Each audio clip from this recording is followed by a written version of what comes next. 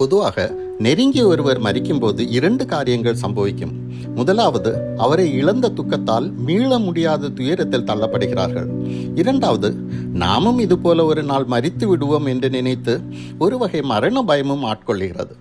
இயேசுவுக்கு நெருக்கமான மார்த்தாள் மரியாள் வீட்டிலும் ஒரு மரணம் சம்பவித்தது. அவர்களின் சகோதரனும் இயேசுவின் நண்பனுமான லாசரு மரித்து விட்டான். மார்த்தாளும் மரியாளும் துயரத்தில் மூழ்கி அழுது கொண்டிருந்தார்கள். இயேசு அங்கு வந்து அவர்களுக்கு ஆறுதல் கொடுத்தார். லாசருவை உயிரோடு எழுப்பி அவர்களுக்கு ஆறுதல் கொடுத்தார். என்னை விசுவாசிக்கிறவன் மரித்தாலும் பிழைப்பான், உயிரோடு இருந்து என்னை விசுவாசிக்கிறவன் ஒரு நாளும் மரிப்பதில்லை என்று இயேசு யோவான் 11:25-26 வசனங்களில் கூறுகிறார்.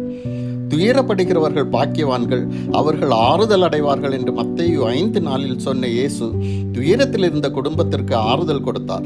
தம்முடைய வார்த்தைகளால் பயத்தில் இருந்தவர்களுக்கு நம்பிக்கை அளித்தார். இயேசுவை விசுவாசிக்கிறவன் மரிக்க மாட்டான் என்று யோவான் 11:26 வசனத்தில் கூறும் இயேசு 25ஆம் வசனத்தில் என்னை விசுவாசிக்கிறவன் மரித்தானே பிழைப்பான் என்கிறார்.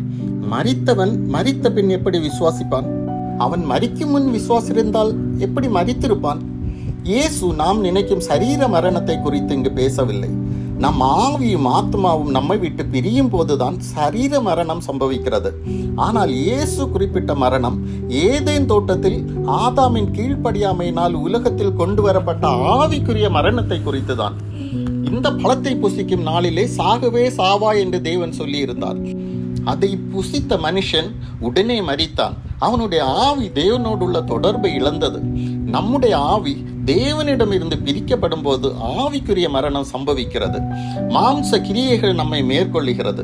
இதிலிருந்து ஜெயத்தை தரதான் இயேசு மனுஷகுமாரனாக பூமியில் வந்தார். அவரை விசுவாசித்தால் ஆவியில் மரித்திருக்கிற உங்களை உயிர்ப்பிப்பார். தேவனுடைய தொடர்பை இழந்த உங்களுக்குள் பரிசுத்த ஆவியை தந்து தொடர்பை புதுப்பிப்பார். ஆவியில் உயிர்ப்பிப்பார். உங்கள் ஆவியால் மேற்கொள்ள முடியாத மாம்சத்தை பரிசுத்த ஆவியால் மேற்கொள்ள உதவுவார். இப்படி ஆவியில் உயிரோடு இருந்து அவரை விசுவாசித்தால் ஒரு காலம் மரிப்பதில்லை என்கிறார். இது நித்திய மரணத்தை குறிக்கிறது. நியாய தீர்ப்பு நாளில் பாவத்தில் வாழ்கிறவர்களை சாத்தானுக்கும் அவனுடைய தூதர்களுக்கும் ஆயத்தம் பண்ணப்பட்ட நித்திய அக்கினியில் தள்ளுகிறார். இதுதான் நித்திய மரணம். நாமும் பரிசுத்த ஆவியை பெற்று ஆவியில் உயிரோடு எழும்பி கடைசி வரை அவரை விசுவாசித்து வாழ்ந்து நித்திய மரணத்திற்கு தப்புவோம். உங்கள் ஆவிக்குரிய மரணத்திற்காக துயரப்படுகிறீர்களா? ஆறுதல் அடைவீர்கள். நித்திய மரணத்தை குறித்த பயம் வருகிறதா? பயப்பட வேண்டாம். இயேசுவை விசுவாசிக்கிறவர்களுக்கு அவர் நித்திய ஜீவனை தருவார். ஆமென்.